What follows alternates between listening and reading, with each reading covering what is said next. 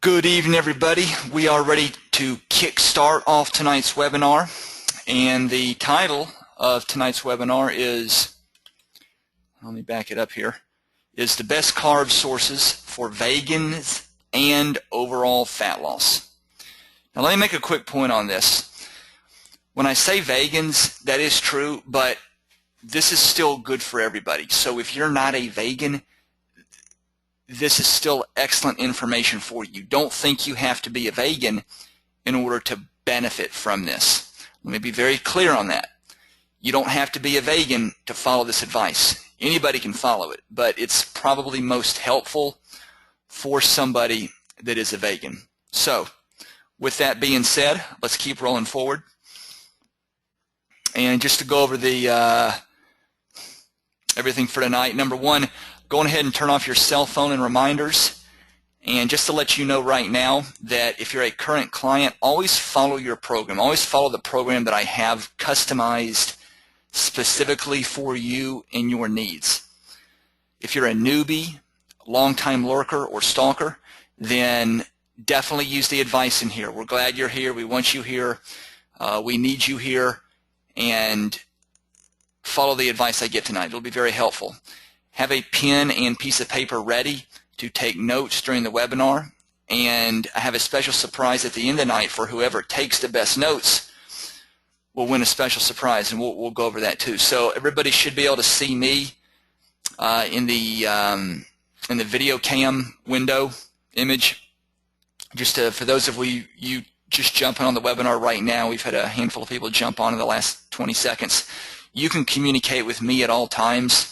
In the right-hand column, there's a chat bar or a chat window. I might not see your question the second you write it in, but don't worry. I'm going to take several pauses or breaks during the webinar to answer your question, and if I don't get it then, I'll definitely get it at the end of the webinar tonight for certain. So yeah, let's keep rolling here. And if this is, maximize your screen. If there's any other windows you have open, close those out, maximize this so this has your full attention, get a pen and paper ready, and let's go to work. We've got some great stuff to cover tonight. So once again, for those of you that don't know me, my name is Jeff Koo. I'm the webinar presenter. I like to think of myself as a purveyor of just common sense nutrition and exercise. I don't try to be super fancy. I don't try to make things more complicated than they are. I'm a simplifier. And I like to think of myself, or define myself rather, as someone that builds customized nutrition program, is a designer of customized nutrition programs. And, you know, just to touch up on that, I'm a simplifier, I'm a writer, or a published writer, and I like to think of myself as a watchdog and a whistleblower in the fitness and diet community. And believe me, we need one. We definitely need one.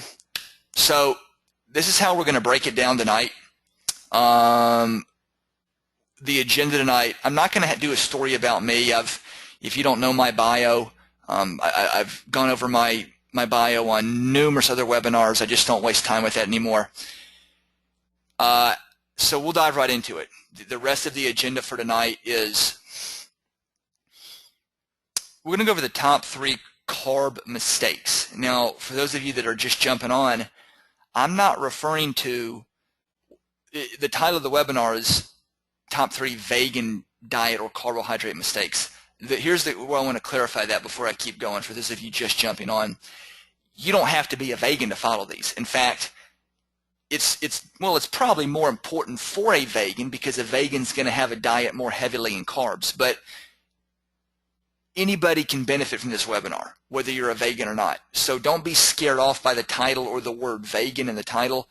And I'm going to use the word vegan a lot more tonight in my different slides. Don't be scared off by that. We want, you know, it's something that I just use because it's most prevalent in vegan nutrition. Let me word it that way. So after we go over the 3 top carbohydrate mistakes that people make, but especially vegans, I'm going to go over the 3 solutions to those problems. And they're simple solutions, and they'll make sense as I walk you through it. And then we're going to putting together your vegan diet or any diet. Once again, don't let the word vegan scare you off.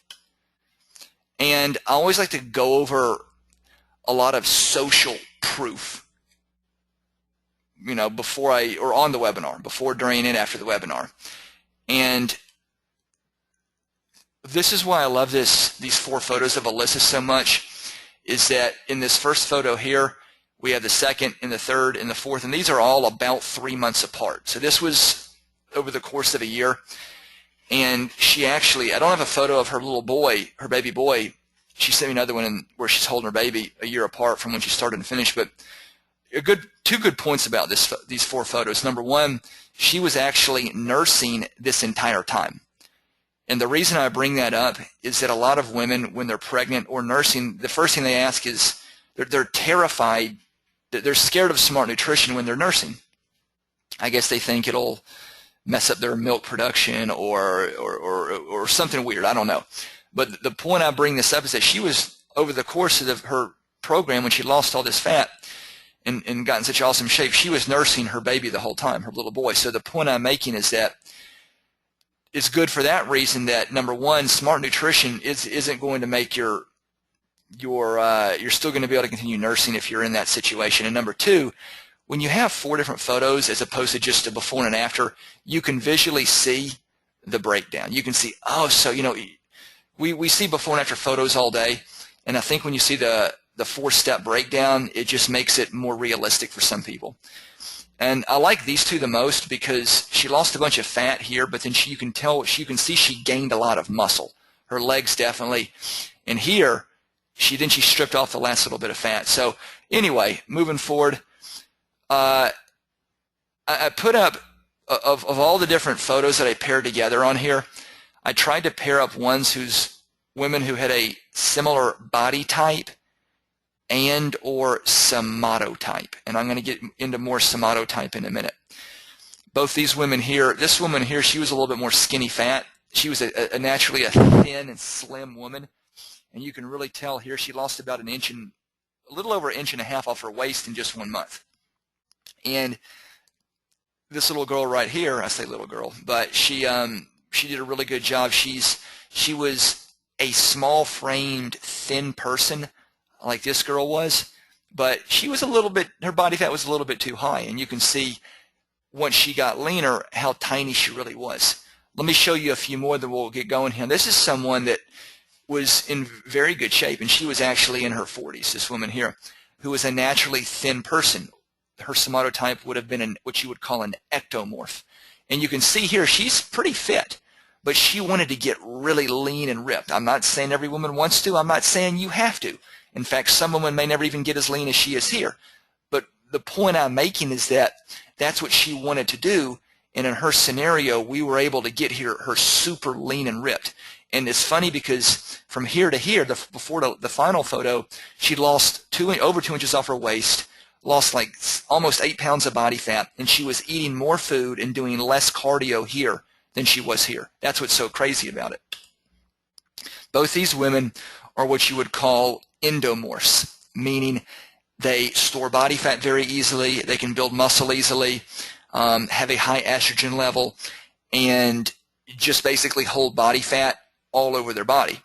And both these women here, as you can see from the front, and these are 2 different women, by the way, and from the back here, the tremendous changes they both made. Now, they're still a little curvy in the after photo, but that's okay. They're endomorphs. They're never going to be necessarily as ripped as the previous woman was. That's why I love these, breaking it down by somatotype, because so many women might set unrealistic goals, and I've worked with so many different somatotypes that I can show you what you can expect. And this right here, her name is Tracy. This took her over 6 months. It just takes you a long time when you're an endomorph. Let's keep rolling. Another 2 more endomorphs. This is a year progress right here. Her name was Tracy too. Her name was Bonnie. She's a grandmother, type 2 diabetes, fibromyalgia, lost a foot off her waist. Over, I think, close to 50 pounds of body fat, and she's a grandmother. I won't say her age, but she's been around the block a few times. She's raised some kids and some grandkids. So my point is that these are people that are extreme endomorphs, and then in this scenario, she's battling age, battling different hormones, type 2 diabetes, other ailments, and it's going to take longer. But a lot of women might say, well, I want to be ripped. Well, if you're, have a before photo like this, you might not be ripped, but that's okay. You can still make an awesome transformation relative to your somatotype. Both these women, and I use both them here because both these people were the exact same age. Both them, as you can see, the photo was from the rear. Now she's a competitor, so she's going to be leaner than the one on the right. But the point is that both these women in particular, their glutes and their love handle or kidney region area really got smaller. And she's a competitor once again, so she's going to be leaner. But both these women have kids, 2 kids. I think she actually had 3 kids. And both of them were in their early 40s and were the same age when these photos were taken. So, and they're both from the rear to show that the huge difference it can make in the kidney region and glute region. So let's keep rolling. So let's get into the nuts and bolts here. I used to be someone who opposed vegan and vegetarian diets. I couldn't stand them. I didn't like them at all. And the reason why is this. It's so difficult for most vegans to burn body fat because their macros are so lopsided. So they end up eating very high carbohydrate diets and diets that are low in protein. Now let me pause right here. When they're lopsided, I mean because they're not eating meat and they don't really know they don't really understand the different protein sources that you can eat. They end up overloading on carbs. And so they get a very lopsided macronutrient profile. It's anything but balanced. So, and the carbs they do eat are usually processed, refined, high glycemic carbs with little nutrients. The 2 best examples, breads and pastas. Vegans love those. And I coined a phrase, and you've probably heard me say this before. Trying to burn body fat on a vegan diet is like taking a knife to a gunfight. In other words, it's a mismatch, plain and simple. Then I finally realized something. Carbs are the backbone, they're the cornerstone of any vegan diet program. Well, let me back it up here. And you can change the entire effectiveness of a vegan nutrition or any nutrition program, vegan, vegetarian, or otherwise, by using the right carbohydrates. Now, we're going to pause right here. Let me ask you, I'm going to give you a poll. I'm going to send a poll out right now. What is the most confusing things about carbs for you? Now, let me send the poll out. Let me set it up, and I'll let you guys answer it. Let me get my poll cranked up here. Let's pick a poll for you, and I'll let you guys answer it. So we'll sit here for a second, and if you would, take your time and answer it, and let me know what you think the most confusing thing about carbohydrates is for you. And at the end of the webinar tonight, if you like, I will bring somebody on live that wants to. If anybody has any questions, I always allow attendees to come on live and ask questions. Okay, good. So people are saying, I don't know how much to eat. A few more people said, I don't know when to eat them. And we're going to go over that tonight. We're going to go over that tonight. So we'll definitely cover all that. That's good info, good info, good info. So, moving right along. Very good, very good. So, the number one problem with vegan diets, or most all diets, is too many carbohydrates. And I basically just explained why, but to reiterate that, the carbs people eat, what do we see here? That looks like what it looks like a cereal. Cereals, pastas, breads, more breads. Rice isn't that bad. It's not the best carb to use, and potatoes aren't bad, but they're not the best carbohydrate source to use, especially for someone that's a vegan. And I'm going to explain why I'll explain why right now.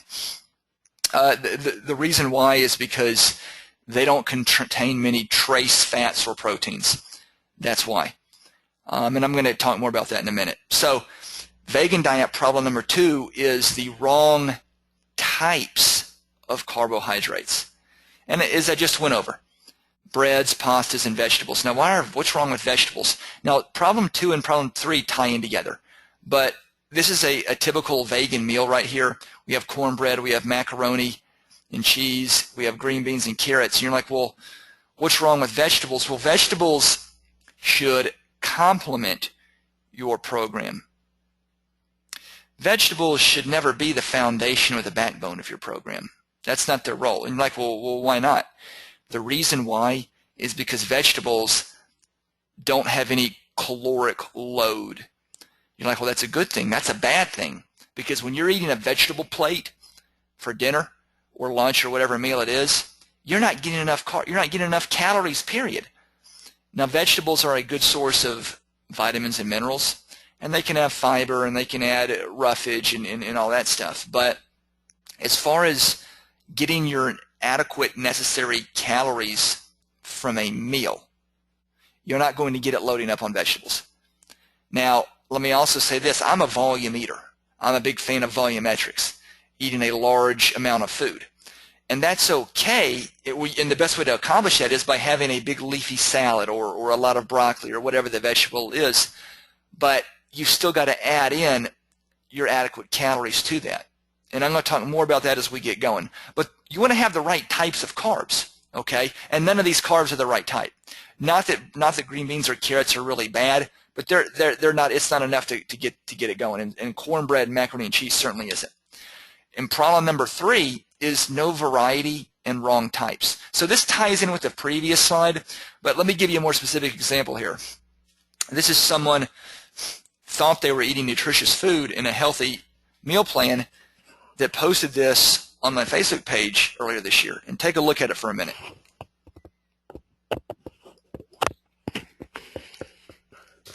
It's I don't know how easy you guys can see it, but it's pretty clear to me.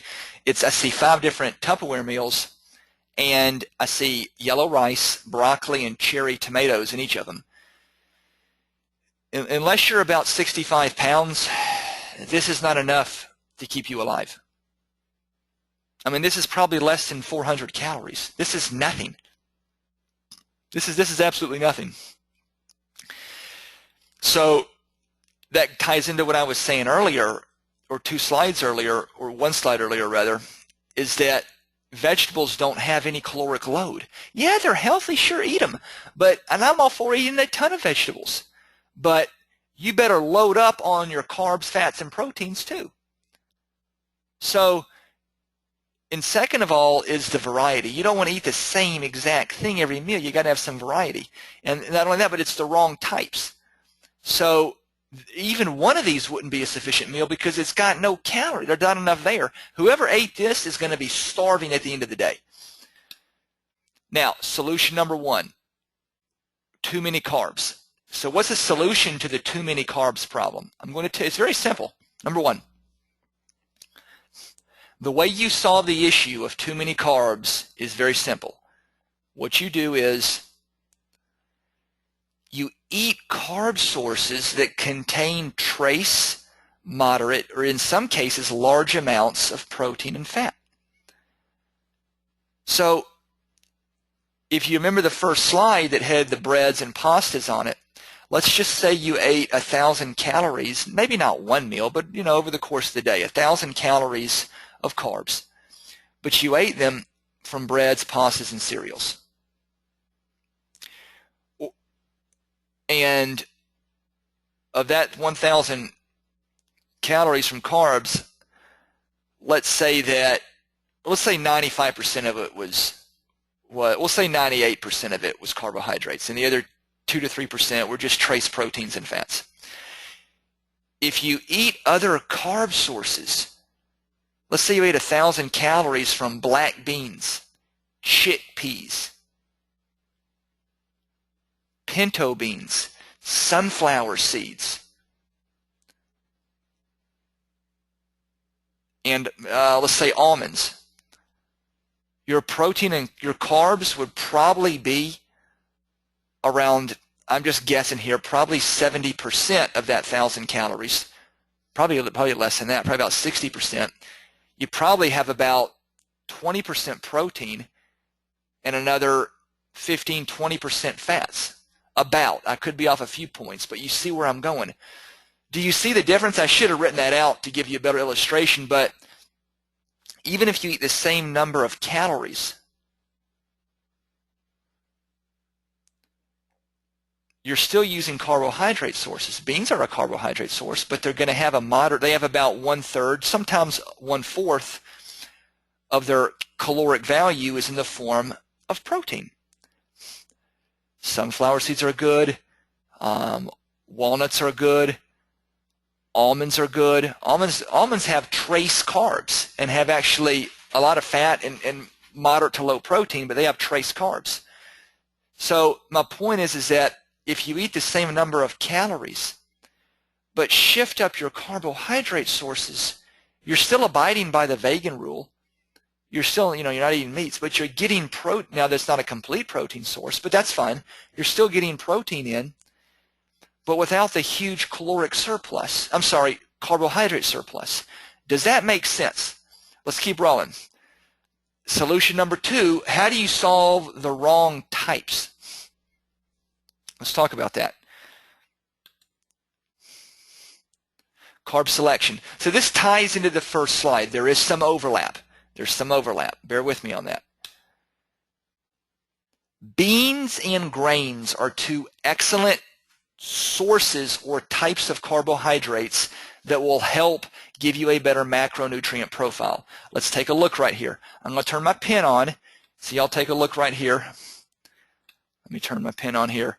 So these are black beans, and some of these serving sizes are going to vary, but for this label, this is what we're at. For one serving size, you got 30 grams of carbs, and these are black beans. I think they're organic black beans.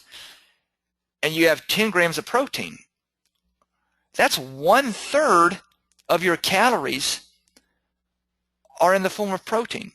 So a bowl of noodles or pasta, and I think the photo had macaroni and cheese bread, which is going to be 99% carbohydrate. When you eat the black beans, you're getting a slow digesting carbohydrate that's loaded full of vitamins and minerals, that has some fiber. It's going to be slow digesting, slow burning. And you're getting 1/3 of it is going to be in the form of protein, maybe a little over 1/3. Does that make sense? Does that help at all? Now, let's move on to this. You're gonna like this right here. Let me get my next one up. Seeds and nuts. Sunflower seeds. Pumpkin seeds are your most protein-rich seed you can use. And nuts. Macadamia nuts. Brazil nuts. Pine nuts. Now, this in itself is about a $50 value, and I'm about to tell you right now. So pay attention. Let me ask you, what do you think would be a better meal for either a vegan or just somebody that wanted to try to eat high carbs and didn't like meat? Let me ask you, what do you think is going to be better? And you'll see where I'm going with this when I ask it. Someone that eats a bowl of pasta with some sauce on it and gets 300 calories from it. Let's just pick a round number. Let's say 250 calories. Or someone that gets 250 calories from a 1/4 cup sunflower seeds, a 1/4 cup almonds, 1/2 cup black beans, 1/2 cup chickpeas, as opposed to a bowl of noodles and Alfredo sauce, or we'll just say any type of sauce. Both are 250 calories. I'm just giving you numbers now. Both are 250 calories. Which is going to have a better macronutrient breakdown? The answer is very simple. The first option I gave you. The reason I'm mentioning that is you need to see how if you're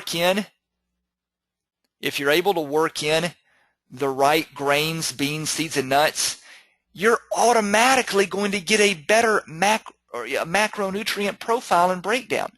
Instead of being carb loaded with processed and refined foods, pastas, bread, cereals, you're still going to abide by vegan principles, and it's also going to have proteins, healthy fats, and some carbs, and you're going to have fiber, and it's going to be more vitamins and minerals. Now let me move on to the next slide. I want to cover a different topic, which I'm going to touch on one more time. Okay, the solution. What's the vegetable solution? We talked about this a few slides earlier.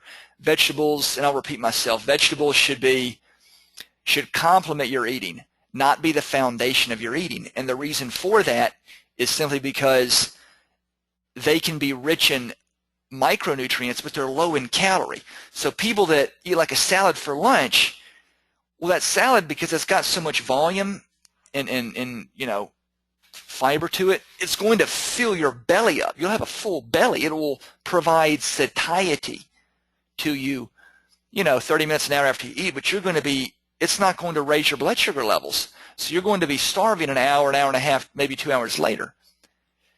That's why I'm all for eating high volume and veggies, but you've still got to. That's not a substitute for protein, fats, and carbs. It's not a substitute for proteins, fats, and carbs. So we've all seen people that think they can eat like a big giant bowl of broccoli for lunch, or have like a big giant bowl, of salad. We've all seen people like that, and have even people that do that and have a tiny little piece of protein. That's still not enough, because a lean piece of protein, like a chicken breast or a little piece of fish, that barely has any calories in it either. But sticking to the topic here strictly on vegetables, does this make sense?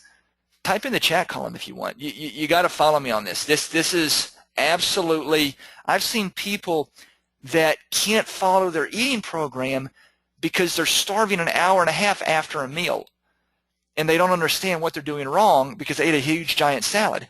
Or they'll be like this knucklehead here that ate like 300 calories all day, but ate 5 meals, and these are not tiny meals. I mean, you got a cup of broccoli, cherry tomatoes, I don't know whether there's a half cup of rice, but it's 5 different meals. But because vegetables have no caloric density at all, and you're like, well, that's good, isn't it? We don't want high calories. Well, and I've gotten that question, and by asking that question proves you don't even understand the whole role of calories. You have to have calories to survive.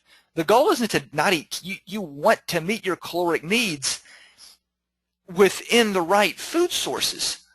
Now, broccoli and cherry tomatoes are healthy. Yellow rice is fine too. But that's not going to cut it. You've got to have enough. If you don't eat enough calories, you're going to burn muscle, and you might lose a tiny bit of fat, but your body's going to cling to fat for dear life. And what happens is people will eat veggies all day, a little bit of carbs, and by definition, vegetables are carbohydrates, but bear with me on this. And they'll wonder, and then they'll be starving like at night or the next day, and they don't understand, and they binge on on carbs or cereal or whatever, and they don't understand why they can't control it. And it's because if you eat enough calories in the first place, you won't ever get that hungry. And if you do get hungry, it's because you speeded up your thermogenic process of digestion, which I've been over in other webinars. Let's keep rolling with this. Let me take a poll here, and I need you guys' opinion on this. Let me get a good poll up here. You guys did great on the last poll, so you'll like this one. Let's see here. Polls. Let's roll with this. Let's do this. Yeah. So let me ask you this. Launch. Yeah, so let's take a look at this poll. What was the most helpful thing that you just learned? And you can even type in the chat bar on the right-hand side of the screen as well if you want, in addition to this. But go on ahead and vote on one of these, because this will help me give better info. So what was the most helpful piece of information you just learned? Got some good info coming in. All right, I got some people saying changing the types of carbohydrates can affect fat loss.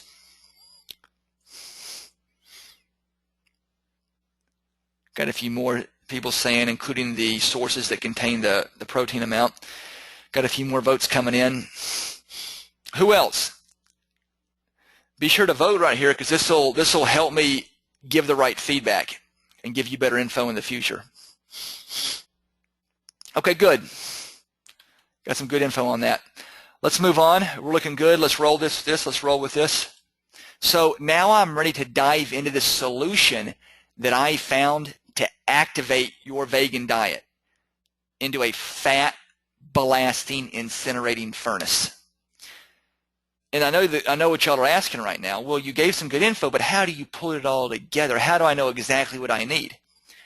And that's the question everybody has. And what happens is when you try to put it all together and figure that out, the first thing that happens is you're going to overthink.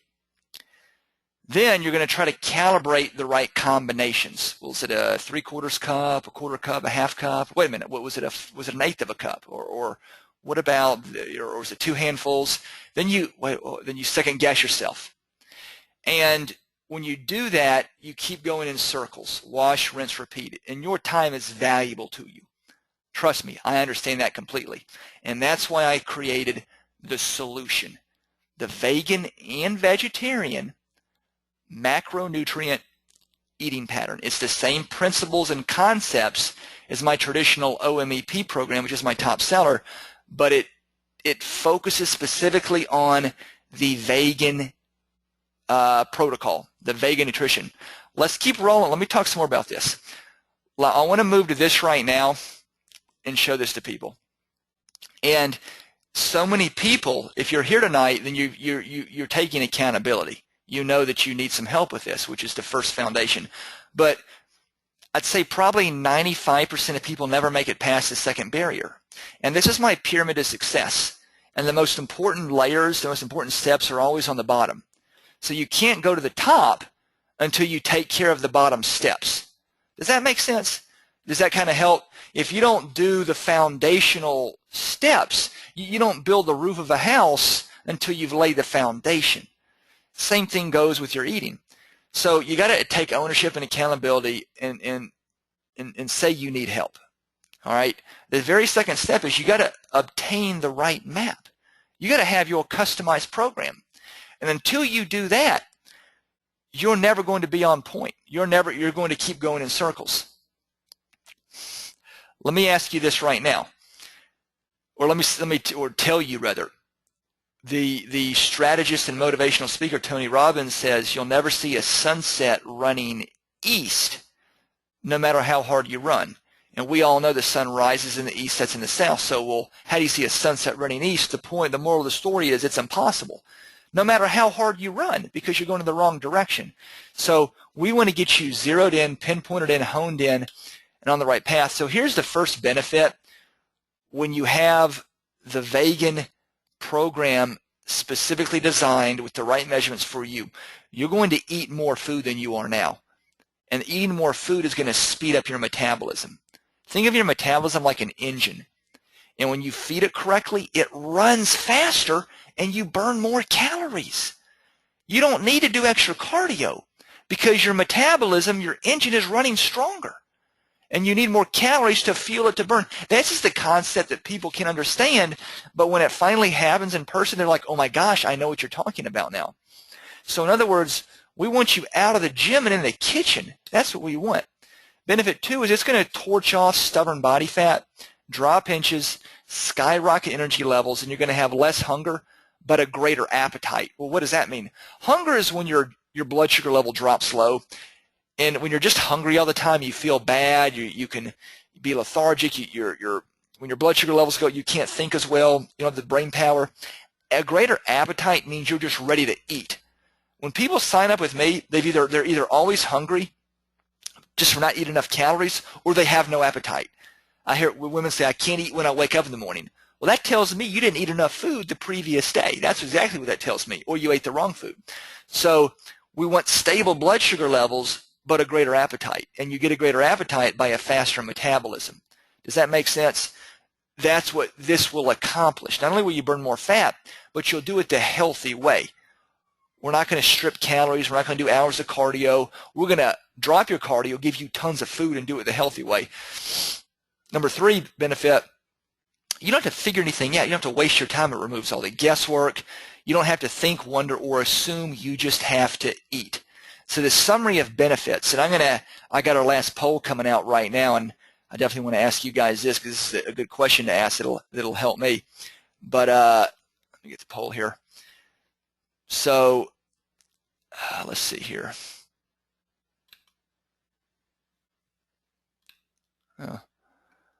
Let's see.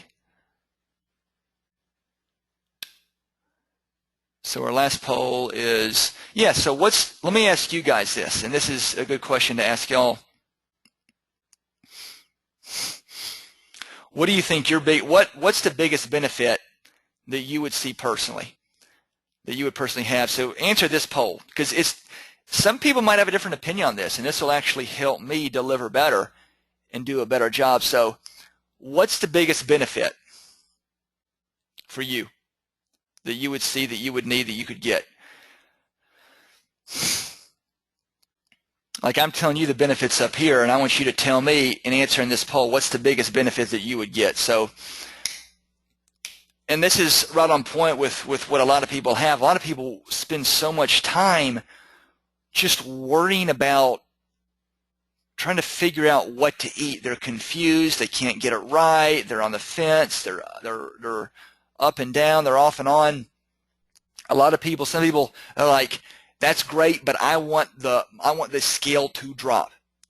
I want my clothes to fit looser. And good, and we're getting people voting on all three. So that's good feedback from all you guys. So awesome, awesome, awesome. So now let me make a quick point here. Some of these people that I'm showing you were on the vegan program, and here's a good point. Some of these people here only did the vegan a couple days a week, and some did vegan every other meal. Okay, so you might say, I can eat a chicken breast, but I don't like red meat, I don't like fish, and I only want chicken or turkey once a day. But I'll have eggs for breakfast, but I only want chicken or turkey one other meal. I'm tired of chicken every meal, or I'm tired of meat every single meal. And if you're eating 5 or 6 meals a day, some people, it just wears them out. I like it, but some people don't. So my point is, you don't have to be full-blown vegan. Some people might want it staggered. So if you're like that, the vegan program is good for you. We can selectively put in some eggs and selectively put in 1 or 2 meats a day, if that makes sense. Some people that are for religious purposes, they have no pork or red meat, but they can eat chicken and chicken and fish and turkey, like I think 5 days a week, and 2 days a week they have to be vegan compliant, totally all vegan. So if you're somebody like that doesn't intertwine the days, if that makes sense, but has 2 separate days of vegan, it can work for you too. My point is, you can manipulate and play with it. So here's my guarantee that I give to everybody. If there's one thing that women especially, and I'm not picking on women, I'm just using them as an example because that's the majority of the people that I work with. If there's one thing that women don't like, it's to not have a prompt reply or a question answered promptly. And for those of you that are already on board with me, I have a journal section for all the clients. And in your private journal, and it is anonymous if you want it to be, so don't worry about a privacy issue. But the point I'm making is that I'm on that message board, and it's a client message board. It's not necessarily a public message board, but the reason I'm mentioning that is that that's where I field all questions. But I answer questions 4 to 5. I put 2 to 3, but it's really probably 4 to 5 times a day. The longest wait will be if you ask a question like at 10 or 11 p.m., I probably won't see it till the next morning. But, I've answered 4 and 5 questions in someone's journal in one day before. The moral of the story, the point I'm getting at is that you have a very fast response time. It's very brief. There's not much downtime where I'm not responding. So you're going to get lightning fast responses. Immediate adjustments for any food preference. Let me tell you what I mean by that. When I deliver someone their program, I email it to them. What happens is they might say, oh, I don't like this food here, or let's take this food out, or can we switch this? Boom, I'm immediately going to make those changes. And the reason I do that is I don't want any downtime. I want you immediately starting your program, immediately buying the food, and I want to also, number 2, we want you at a comfort level. If there's something you don't like where this food is or that food, or you want to switch one more thing, that's not a problem. So, and then notice I put immediate, because that's done immediately upon receipt of the program. we don't do adjustments, 4 days later or 2 weeks later. It's when you get it to immediately build confidence, build assurance, and build confidence and assurance in our relationship, number one, in my promptness, and number two, in your comfort level with the program, and number three, so you can get accelerated and get started on it.